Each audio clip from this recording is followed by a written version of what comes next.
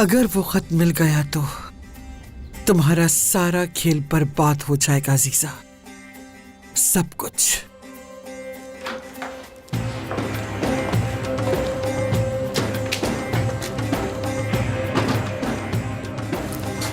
Coffee लाई हूं खानम। सुल्ताना को दिलशा की तस्वीर कहां से मिली अस्मा? मुझे नहीं पता।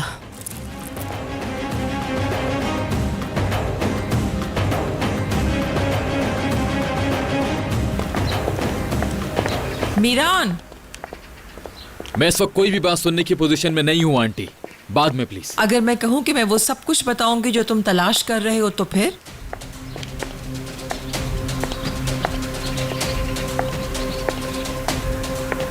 एक ऐसी लड़की की वजह से तुमने अपनी आंटी की बेइज्जती की थी, ये बात मैं हमेशा याद रखूंगी।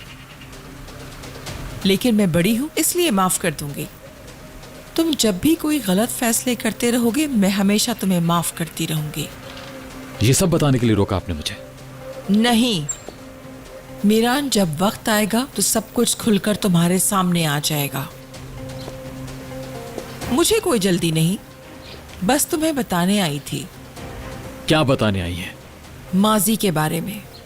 मुझसे पूछो जो पूछना चाहते हो। तुम हमेशा गलत इंसान से सवालात करते हो। तो आप हमारी बातें सुन रही थी? मैं बहुत कुछ सुन रही हूँ मीरान, क्योंकि जब से इस घर में आई हूँ सब कुछ सुन ही रही हूँ। मैं एक एक करके सब चीजों को जमा करती जा रही हूँ ताकि वक्त आने पर सबको इस्तेमाल कर सकूं। तो जो आप कहना चाहती हैं साफ कहिए, ताकि हम दोनों का वक्त जाया ना हो आंटी। तुम में कितनी हिम्मत है मेरी बातें सुनने की, पहले ये बताओ।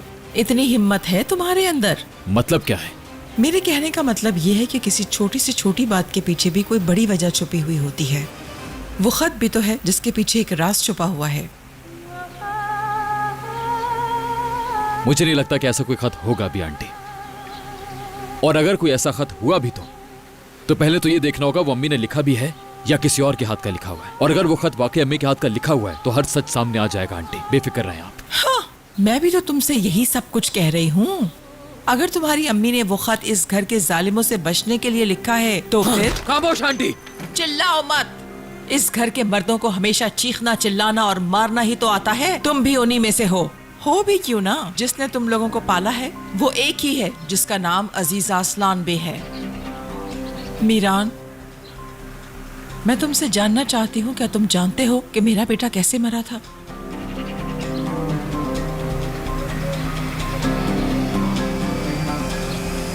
मैं नहीं जानता।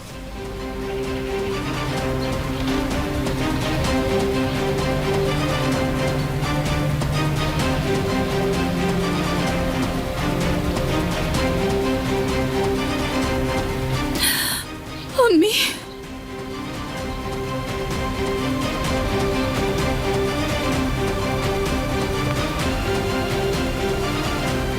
शायद तुम्हारे लिए अब जानना आसान हो जाए।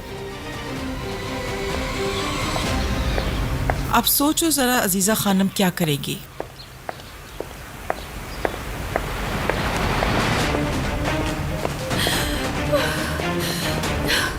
मैं और बर्दाश्त नहीं कर सकती, बस बहुत हो गया। मीरान, बहुत हो गया। गोनल, गोनल, रुको गोनल, मेरी बात तो सुनो। मैंने दिलशा से वाबस्ता हर शय जलाने को कहा था सिवाय उसके जो मुझे चाहिए था, और तुमसे जलाने को कहा था, याद है तुम्हें? फोटोग्राफ्स और ना जाने क्या क्या कुछ। आखिर आपने और क्या कुछ छुपा के रखा है दादी जान? इस घर के बारे में आखिर और क्या कुछ है जो मुझे नहीं पता और कुछ अरसे बाद पता चलेगा दादी जान? खुदा के वास्ते मुझे एक ही दफा बता दीजिए। नया झूठ, नई कहानी, कभी कुछ और। क्या मुझे बताएंगे और क्या कुछ रहता है? तुम किस बारे में बात कर रहे हो मीरान? कोनल का भाई कैसे मरा बताइए मुझे फौरन। आखिर तुम्हारे दिमाग में ये बातें कौन डाल रहा है? कोनल का भाई कैसे मरा बताइए मुझे। अस्मा खाला, आप बताइए, कोनल के भाई को क्या हुआ था? हाँ, मतलब कि आंटी जो कह रही है वो सच है। अंकल ने मीरान! सुल्ताना,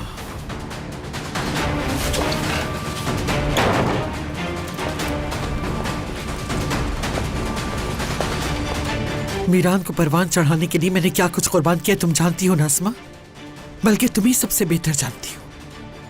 जी खानम, मैं जानती हूँ। तुम जानती हो ना कि मेरे रास्ते में जो भी आया मैं उसे मिटा डालूंगी, और मीरान के दिमाग में भी अगर किसी ने उल्टी सीधी कोई बात डाली तो उसका भी यही अंजाम होगा। और अगर इस मामले में तुम्हारा हाथ हुआ अस्मा, तो याद रखना तुम्हारे मुंह खोलने से पहले मुझे पता चल जाएगा। अस्मा, सोच लो, अच्छी तरह सोच लो। पहले फिराद के बारे में सोचना।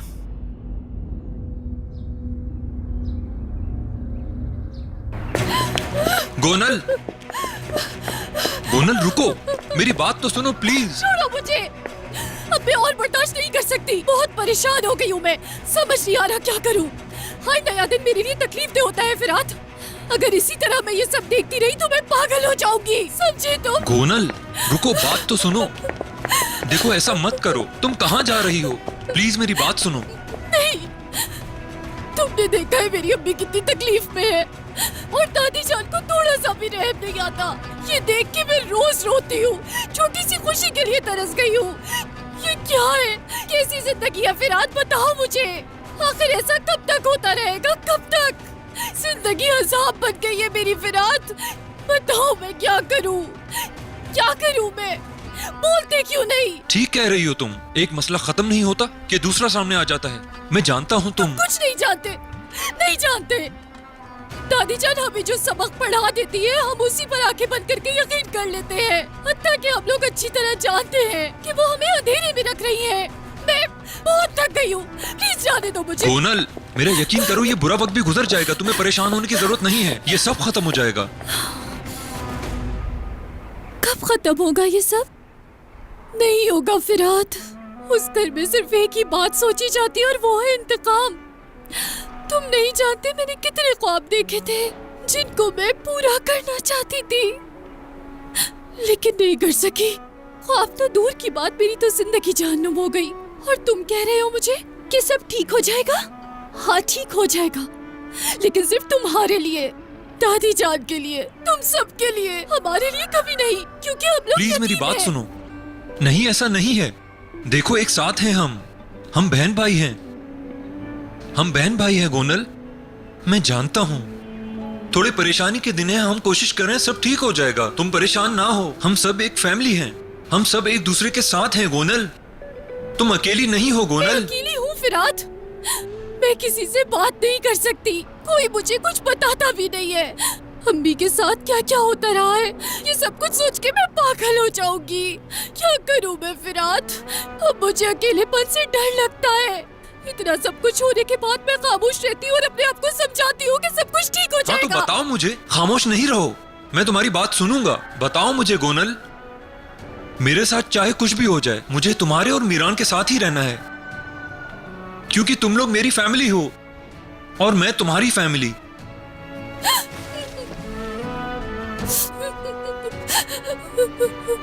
फिराद, नहीं जानते मेरा भाई जिंदा है, नहीं जानते मेरा भाई जिंदा है, मेरा भाई जिंदा है फिराद। दादी जान ने उसे हमसे छुपाया हुआ है।